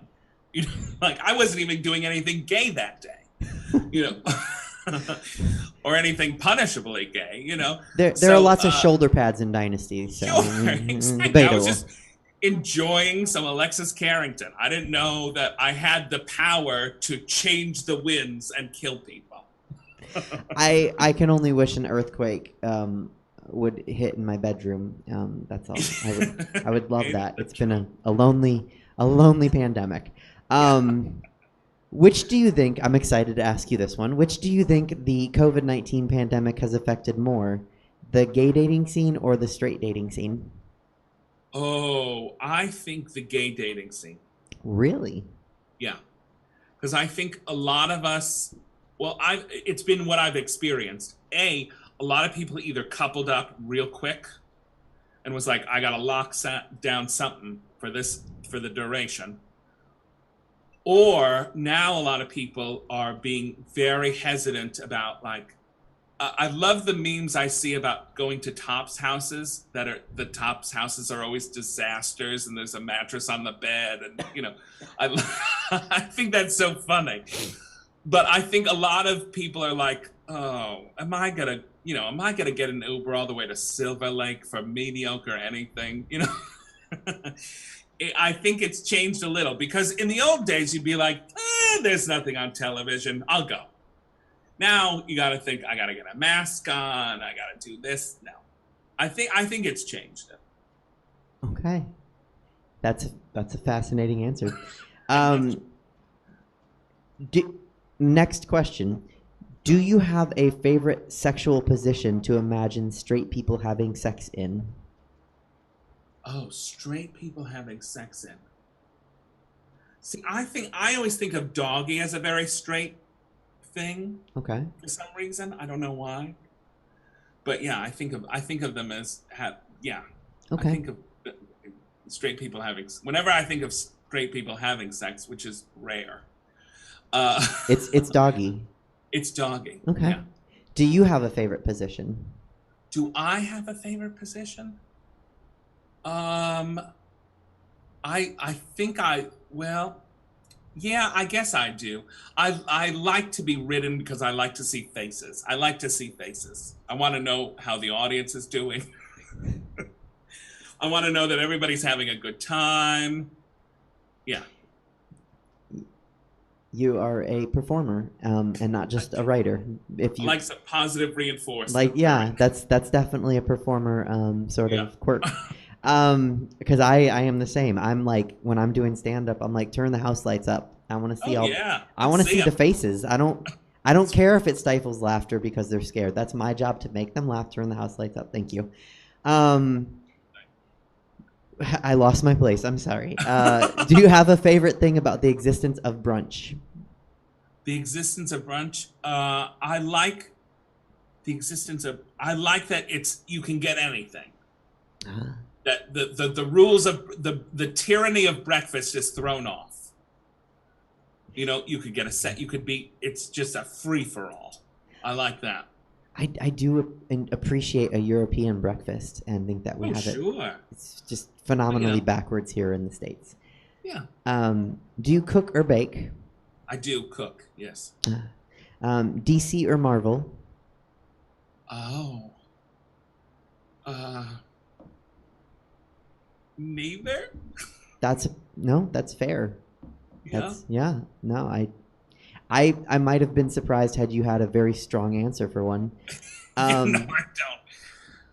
I do, but that's me, and not everyone's me. That's true. And that's, I think, what makes us beautiful is we all have different personalities and tastes. If we are at the bar after a show together, and someone comes up to buy us shots, what are we shooting? Oh, I don't drink, so I'll have a Diet Coke. Okay, I will. If they'll get me a regular Coke, I'll join you. If someone's buying us drinks, I'm assuming the same Diet Coke. Yeah. Okay. No, I don't drink anymore. No, that's whatever they're buying. Whatever you want is what they're buying. So if you want to do shots of cranberry juice and Diet Coke drinks, there you go. That's a seltzer with lime will do me great. Oh, I love good tonic water with lime. I don't need anything else. I will have something else in it, but I don't need anything else in it. There you go. This one is not Marvel or DC. This one I need an answer. There's a correct one also. Toilet paper, over or under? Over. Thank you. You're welcome. I can keep adoring you. I'm glad. And I will say this is the 60th, I think, episode of my show, maybe 60 something. I have found I'm not mad at the unders as much as I am mad at the people that are apathetic to the direction. Yeah. Like you can't be toilet paper verse in my book. No. Do you have a favorite writer? Yeah, I have a lot of them. Yeah. Tennessee, I mean, I have a little, so over my doorway, I have Tennessee Williams, James Baldwin, and Garcia Lorca. So I'll just say those because they're all over my house. I enjoy Tennessee Williams myself. Do you have a favorite comedian? A favorite comedian? Mm-hmm. You can say no. No, I do. There's a lot of people I like. I really love Margaret Cho still. I think she's very funny. I like a lot of British folks. James A. Caster, I think, is brilliant. God, who else? Cola Scola is a good friend, and I love them. And John Early, I think, is great. And Kate Berlant. There's a whole bunch of folks. There's a lot of people I love. And I asked you your favorite drag race queen, but that doesn't necessarily mean that's your favorite queen. Do you have a favorite drag queen in general? I'm gonna go a little old school and say, well, not a little old school, but Lady Bunny. Oh, I've endlessly enjoyed Lady Bunny. That's a great choice. I don't know if anyone's ever said her on my show. Do you have a favorite drag king? A favorite drag king? There's a performer, a drag king in. Murray Hill. Hill. Yeah, I was going to say I've been trying to get to Murray Hill, and have him on. This one is purely self-interest question. Do you have a favorite drag princess? You dear, how's that? I will take it. Thank you. All right. That you know what? That's gonna be in my bio. There you go. And then this is actually an honor to ask you this. You're the last person I'm going to ask this to. The final question of Rapid Fire has always been, what do you look forward to most once all of this is over, being the pandemic? What's the thing you're most excited to do? And here in California, of course, we sort of open up in 2 days? So you are the final person that is getting this question. What are you most excited to do on Wednesday? And I don't know if it'll happen Wednesday. Okay. I'm hopeful, but I'm most excited to be in front of an audience again. That's the thing I'm most excited about. Yeah. That's a beautiful answer. Most. Thank you. Thank you so much for your time tonight. Oh, no, thank you so much for having me. This was great fun. Absolutely. It was a pleasure, and I'm so grateful. Where can people find, should they want to find you next? Where can they? Oh, okay. I'm on Twitter as Justin Liz Sayre, Sayre, and Instagram as Justin Elizabeth Sayre. The show Night of 1,000 Judies is on June 24th. Okay. And it'll be all online because they're not opening theaters yet in New York.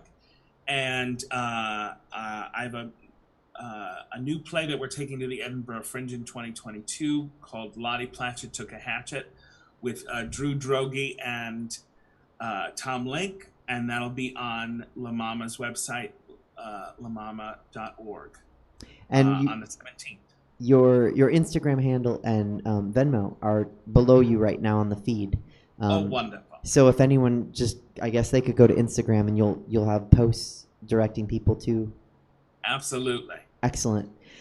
Lizbeth, thank you so much for your time. Thank you so much for being here. I hope to meet you one day in person. Absolutely. It'll be great fun. It would great be. Fun. I'll come to brunch. You are more than welcome, and I will have a Diet Coke waiting. All right. Thanks, darling. Thank you. Bye-bye. Bye. All right, Peers and Queers, that was Justin Elizabeth Sayre. Please follow and support more for you than anything. Amazing work going on, and you'll appreciate it. It feels awkward to go from Justin Elizabeth Sayre to the person that we always close the show out with, but that is what we do, and sometimes we don't have him on. So here today, he also does a lot, but he's not as good at it. David Shapiro. Hi, David. How are you? How are you? Okay, Good. thank you. Yeah. I wanted to review a couple of well, I don't know if I want to say films. A couple of things that I've watched on Disney Plus lately. Okay. If that's okay with you. It is. First, Loki, the new Marvel TV series, limited edition TV series. That's come out. It's great, as was WandaVision, as was Falcon and Winter Soldier. But Loki is intriguing, and I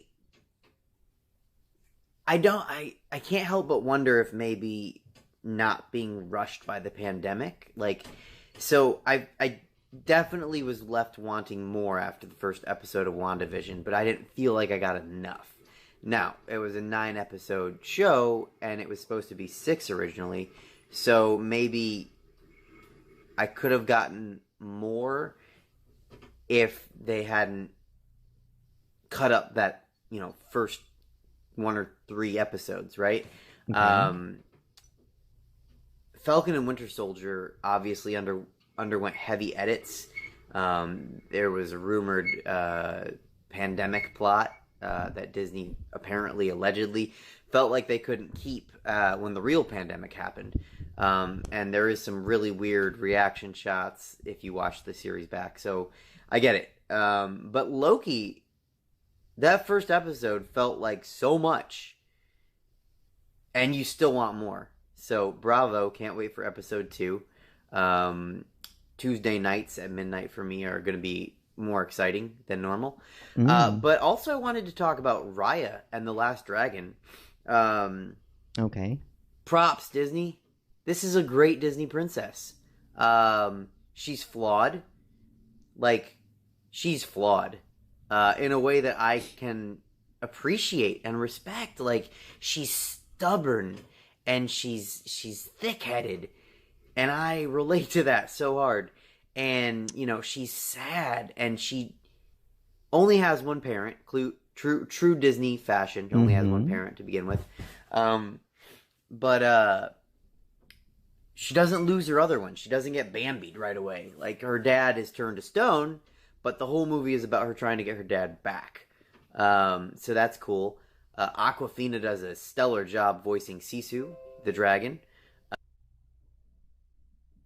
Oh, David, are you there? Did we lose you? How are you? Good. I was saying Awkwafina did a great job voicing Sisu. Yes. And then when I saw when the toys came out, the Happy Meal toys and all that, I saw that it had a really big supporting cast, all these other heroes helping her along the way. That turned out to be Boone, and I can't remember the big guy's name from Spine, and then the baby and the Tonkies, and it was this is a lot of side characters, but it works so well. The show has so much emotion. There's a moment when they're going downriver, and Sisu, I think what they do well is they show you the culture of this imaginary land, which I'm sure is steeped in real Asian cultures. But there's the moment where they're going down a river, and Sisu touches her forehead and puts some flowers in the water for every member of her family that she's lost.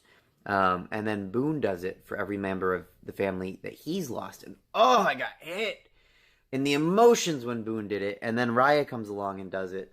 And some of it was anachronistic, I feel like Raya calling I forgot the warring princess's name, voiced by Gemma Chan, Princess Undercut. That was kind of funny.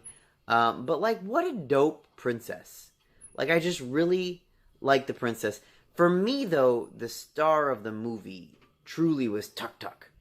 I dug Tuk Tuk and would love to ride whatever Tuk Tuk is. I would like to have a companion like that, because I have a pug and I can't ride him anywhere. No, you can't. Not a pug. But I don't know. It was just such a cool movie. It was you had a magical blue creature. That's the first magical blue creature I've liked since Genie in Aladdin. And such a neat story. And then the lesson is to trust. Like, Disney's on a roll here with Frozen, where the sisters didn't have to find love in men, but love in each other. That was the true love. And then this movie, they're all gonna die from these, I don't want to say soul-sucking creatures, but these life-sucking creatures, and they have to trust each other, and that's the way out. That's cool. I like that. I like these, like, fantastic message movies that Disney's producing lately, where, like, Aladdin, probably my favorite, it's just about beating Jafar. He's just evil, and they just have to beat him. Still a great movie. Still my favorite, right? Sure. It's no Little Mermaid. This one had no songs. I just realized that. This is a Disney movie. Is it? I mean, she's a princess. Yes, it is a Disney movie. They made a Disney princess movie with no songs. Yes. That's cool. My mind's impressed. blown on that, actually. And I think now I need to look that up. So I'm going to say this is it. This is the end. Thanks for bearing with me, Suzette. Have you seen Raya and the Last Dragon? I have. I enjoyed it also. Good. Thanks for your other approval. than that, you take care, and congratulations on your show last night. Oh, at Stab. There at Stab. Maybe if you do shows at Stab, I can come and be in a show. No. Okay. You can't. Well, I had to ask. Anyhow, take care, Suze, and I'll see you soon. Bye. Goodbye. David Shapiro, everyone. You can follow him if you want to. I wouldn't. And he was talking about the Dr. Buddy Love Show Under the Stars. Any plans for the next live event, Jesse? Yeah, we're going to be doing more Under the Stars Saturdays at 8. There might be a conflict next week, so we'll see. Maybe we'll start later. I don't know. We got to figure some stuff out. But yeah, in person, we're going to be doing Saturdays at 8 for a bit. We'll see what the world looks like in the next couple weeks. Okay, cool. Well, if you're around Sacramento, come check out Stab in person, not just streaming. I got to meet Milk last night, which was cool. I had not met Milk in person. So come to Stab. Meet people that you see on the stream. Other than that, that's it. That's the show today. Thank you so much to Clifton. Thank you to Chelsea. Thank you, of course, to Justin Elizabeth Sayre. I guess David Shapiro as well. Also Jesse Jones and Stab Comedy Theater for being here and letting us do this. We had a lot of fun tonight. I hope you did too. And we'll be back next week, 5:03, on the 20th. See you then.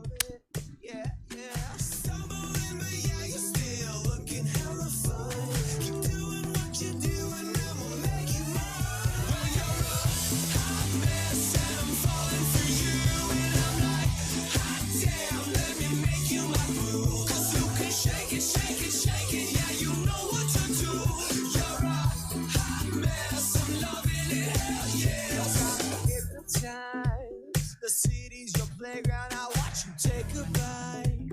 At 5 a.m. roaming the streets, drunk all night. You think you're hot shit, and ooh, I love it. I love it. yeah, yeah. Stumbling, but yeah, you're still looking hella fun. Keep doing what you're doing, I'ma make you mine. Hot mess, and I'm falling for you. And I'm like, hot damn, let me make you my boo. 'Cause you can